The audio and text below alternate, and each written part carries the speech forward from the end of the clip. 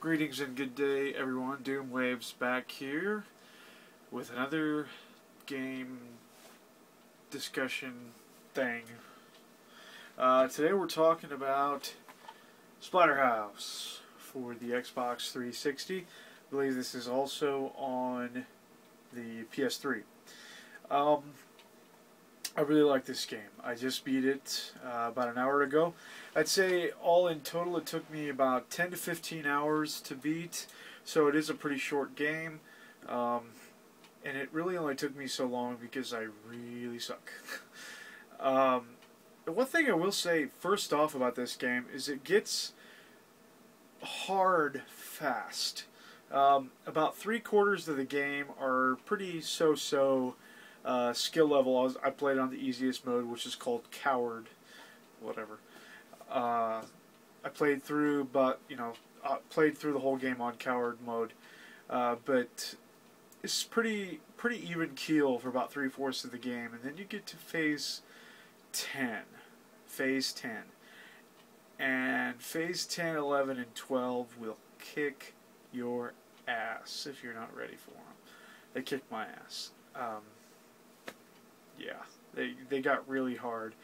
Waves and waves of enemies that are tough to beat, and yeah, and all of a sudden they start. I think it's in phase 10. They start giving you like timed events where you have X amount of time to get from A to B and not die. And you have to kill everything in a certain part before you can move to the next part of the game, or to where you need to be. So you really have to be pretty skilled at the different moves. There's a ton of different moves. That's one of the confusing things, and I'll put that on the con list. Is there's so many different moves that you can perform. It's hard to remember all of them. Luckily, there is a list that you can look at.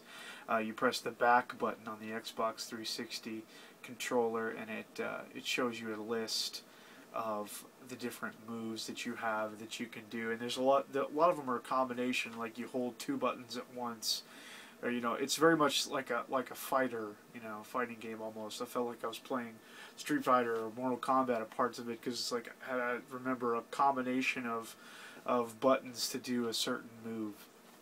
So that was pretty hardcore, and it does have some RPG elements, and I use that term RPG elements phrase rather very loosely, because it's not an RPG at all, but it does have some of those elements of gaining experience. The more things you kill, the more blood you get. The more blood you get, the more points you get, and you can use those points to upgrade your health or your attacks, or learn new attacks, and upgrade your mask power. You have a berserk mode that once you get your mask gauge, or necro gauge I think is what it's called, full, you go into this berserk mode, and you get these huge blades on your arms, and it's pretty crazy. The visuals are really good in this game, and there are a lot of cool things like that, a lot of cool attacks that you can do. And one of the cool things is blood siphon. You can actually regenerate your health. If your necro gauge has at least one bar full, you can use this blood siphon, and it just steals blood from your enemies and regenerates your health instantly. So I thought that was pretty cool. The level designs, I thought there was some pretty cool elements. They do throwback to the arcade and console ports of the game. There are a few levels of side-scrolling where all you're doing is side-scrolling and fighting enemies, and then jumping over things and rolling underneath big blades that are coming down to slice you open, and different things like that. So I thought that was pretty cool that they did a nice throwback homage to the original Splatterhouse games, which I mentioned in my last video, in the games I was playing video, that you do in fact get to do. You unlock Splatterhouse 1, 2, and 3, which I've done because I just completed the game, and I think you unlock the third one after phase 8, I think. And you get to play all 3 of those. So really, it's a 4-for-1 kind of package, but really it's 5-for-1 because there's also a survival mode. I haven't played the survival mode yet, where it's just like I haven't tried it out, so I can't really say for sure. But from what it sounds like, you just go into a level and then wave after wave of enemy come at you, and you just try to kill them all and see how long you can last, that sort of thing. So the survival mode is goes right along with it, and there's lots of achievements and things to unlock. In there, and you also unlock through the story mode. You unlock different levels, more levels for the survival mode. I believe there's some DLC available. I don't think it's free, but you could buy more weapons, maybe more levels for the survival mode. I don't think there's any online multiplayer. I don't think there's anything like that. But the DLC is for the survival mode, and I think there's some other skins and things for your Xbox, but whatever. But all in all, it's a really good game. But like I said, it really got hard fast. There are only a few boss battles in the game, and really the boss battles really weren't what was hard. The hard parts were, like I said, the timed parts, and then also when there's certain enemies that are really hard to beat, and there's a few parts where they throw 4 or 5 of them at you at the same time. So I really almost rage quit a couple of times because I got stuck, and it was just brutal. I mean, for me, and I'm not very good at video games, so I can imagine someone playing this on the normal mode. I can't imagine. I'm really considering playing through it again on the second skill level. I don't know what it's called because they don't have normal names. One of them, I think the hardest one's brutal. And you don't unlock brutal until you beat the game at least once on one or the other skill levels. So that's that. One of the things I really hate about this game is the freaking loading screens. These things take forever, and it's like even when you die and you're just going back to that checkpoint, it's like you would think it's already there loaded. You just reverse a little bit. No. Still have to go through this like 45-second loading screen, and I'm sorry, I mean, I don't really rant about loading screens that often because normally they don't bother me that much, but good grief, the loading screens on this game suck. And maybe it's just my copy, I don't know. And usually loading screens don't bother me as much too if you see like a progress bar, like you see how long it's taking or how much the load is complete. It's less annoying because you can at least see progress. This, it's just a screenshot, like an animation of some of the critters that you're fighting, going at it or whatever. And so you just have to sit there and listen to it while the little wheel in the bottom right corner just turns. It just says loading. It's friggin' annoying, especially when, like I said, when you die 100 times in the same spot and you gotta go back and wait for that freaking loading screen again. That seriously is a serious drawback to this game. But don't let it discourage you if you're thinking about picking this up. This is my first experience with any Splatterhouse game. It gets a lot of bad reviews. I don't care. I had a really great time with it. I'm not really one for talking much about music and video games. I will talk about it briefly on this one, though. I kind of liked it. They had a lot of like heavy metal type stuff, a lot of rock music, and some of the more intense battles. You had some driving metal music, and I thought that was pretty cool. But that's me. Splatterhouse for the Xbox 360. I just finished it. Had a lot of fun with it. I can't think if there's anything else that I wanted to mention. It's pretty cool. Parts of it get really repetitive. The splatter kills, there's only about 3 of them. So they get kind of annoying, but I mean, you get an achievement for doing them. So, I mean, you do them. Once you've beat up the enemy enough and they start glowing red, you hit B on the 360 and you'll grab a hold of them, and then it usually will tell you to press your thumbsticks a certain direction, and then there's 3 different splatter kills. One of them is if you push the thumbsticks in, you'll smash their head, and then if you push the thumbsticks up, you'll rip like the top half of their body off, and if you push the thumbsticks out, you'll rip their arms out of the sockets. So that was pretty cool. And there are, you can pick up fleshy arms and use them as weapons. You can pick up heads and use them as weapons. Unfortunately, they're not very durable. You use them 2 or 3 times, swing it 2 or 3 times, and it's just done for. Some of the other weapons that I really enjoyed, there is a shotgun. The shotgun is brutal. It's awesome if you get a hold of that. The chainsaw is pretty freaking awesome. Probably the best melee weapon, though. Well, really, I don't know. There's a giant cleaver knife that's pretty useful, and there's a big 2x4, classic to the series. Big 2x4 with nails in it. There's big pipes. There was one level where there was a sword.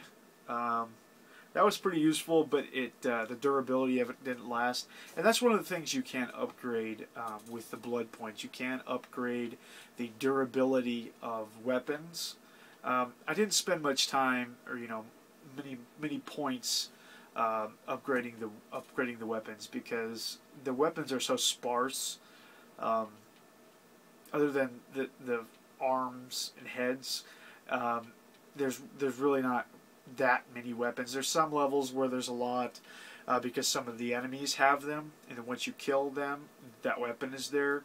Like, for instance, there's one level, I can't remember which one it was, but there's everybody that you fight for a long time, wave upon wave, all have these giant cleavers. So you kill one, and you pick up the cleaver, and then you just waste everybody with that cleaver, and then the next wave comes, you pick up another one and waste everybody with that, and it's pretty cool. And the Berserk mode, once it fills up, you really do have to conserve it too, because once you use it, it drains your entire meter. You can stop it, though. You can stop it in the middle of it. Like if you've killed everybody and you want to save it, you can stop it and your meter will still be there. You got to have that meter also for the blood siphon, so you really have to be careful when you use it, because you can get caught. Like if you use it up too soon, then another wave of enemies will come, bigger enemies, and you won't have it, and also you won't be able to do the blood siphon to heal yourself, so you have to run around. There's a couple of annoying types of enemies. There's one that's really small. It's hard to describe. It's a very small zombie, but it's got like these light blue lines all over it, like electrify almost, glowing, and this thing will rip you apart. It's really not that hard to fight, because they're kind of slow. But if they get behind you or get beside you while you're fighting something else, that one swing, it'll take your arm off. Your arm does regenerate, but not instantly. So one swing and it takes your arm off. And when you lose a limb, it really decreases your other abilities. Like, I don't think you can jump if you only have one arm, which is weird, I know, but I don't think you can jump if you only have one arm. And let's see, there's another type of enemy that's another zombie, but it's a little bit bigger, and for some reason or another, you can't get close to this thing. The way that you have to fight it is you have to jump up and do the heavy attack, which is like a downward punch. You have to jump and do this downward punch, and then back up, jump, do the downward punch, or use a weapon against these guys. And there's a couple levels where these things are just everywhere, and it's like you can't get close to them. It's like they're spitting on you or something, and it's like acid or something. I don't know. I can't really tell. If there was some sort of an animation, like they wouldn't even hit you. You'll just be standing in front of it, and then you just fall backwards. It's like, God, that's freaking annoying. But yeah, I mean, other than that, though, like I said, some of the bosses, they really aren't too bad. Once you figure out how to beat it, they're really pretty easy. And As far as patterns go, I don't really know if there's, like really hardcore patterns that you can follow to beat the bosses. It's just pretty much where when you know where to attack, you would just attack there. Especially if you have your berserk mode all the way up, you just hit that and you just go to town. I don't think you're invincible when you have the berserk mode on, but they can't hurt you very easily. But it doesn't last very long. But it is one of those things that you can upgrade. It doesn't last very long at all. That your macrometer is pretty small in the beginning. I think it's only like 3 bars. I think when it's fully upgraded, you get like 6. I think something like that. And your health bar gets bigger too. So that's about it. That's all I can really say. It's pretty fun, pretty gory, lots of blood and guts. The last level, I won't say much about it, but the ending is kind of abrupt. I will say it's not a bad ending. It's a good ending. It's kind of a spoiler, I guess. I don't know. I won't tell you what happens, but it's kind of abrupt. It's like I was ready for it to be done. I was ready. I was tired of playing it. I was tired of dying in this one spot at the very end, and so I'm glad that it ended. But at the same time, it's like, whoa, okay, So it leads me to believe that there could be some sort of a sequel. I don't know if there will be. I haven't heard about it in Namco Bandai. This is like 2010, and I haven't heard anything about a sequel to this. Doesn't mean that it's not happening. Just means that I haven't heard anything about it. I would really like one because I did really like this game. I'm kind of jealous, or not really jealous. I'm kind of mad that I didn't get this game when it first came out back in 2010. I wasn't really collecting, so I mean I'm not surprised that I didn't get it. But there was like a collector's edition which came with one of the Terror Mask. I think some other YouTubers I've seen have one of these. I think Weekend Game Guy has one. I've seen it in his videos. I'm not really sure. Maybe. I could be wrong. But I've seen it in other people's videos too. But it's one of those games I don't hear very many people talk about too much. I've watched a lot of game room tours and stuff like that where people have the game. They might even have the Terror Mask, but they don't say much about it. They don't say much about the game, and I haven't heard too many reviews. Most of the reviews I've heard have been negative, unless it's from really big fans of the Splatterhouse games, and they would like it anyway. But for me, like I said, I've never played extensively any of the others because I don't own them, but I had a really great time with this one, and eventually I'll probably play through, or at least attempt to play through Splatterhouse 1, 2, and 3 on this disc as well. So that's about it. I really don't know what game is next. I need to finish Enslaved. Why did I say Evolution? Enslaved, Odyssey to the West. That's probably what I'll put back in. Or Gears of War 2. I still got them both right here from my last video games I've been playing. Haven't moved them. Yeah, I'll probably play one of those next. Try to finish them up and do videos on those. I'm actually trying to get some games finished by the end of the year. I'd like to do probably not a best of 2012 video because I don't think I've played anything this year that was released this year. I think all the games I played and finished, I've played games released this year, but I don't think I finished any. I think every game that I played and finished this year has been a previous release. So I won't do a best of 2012 video because I really can't do that. But I will do a video of all the games that I've beaten this year, just for grins, just because I want to. So yeah, that's about it. That's it. Splatterhouse, the Xbox 360. Finished it. Very relieved when I finished it, but I had a lot of fun. So, thanks for watching. Sub, like, all that good stuff. Doom Waves out.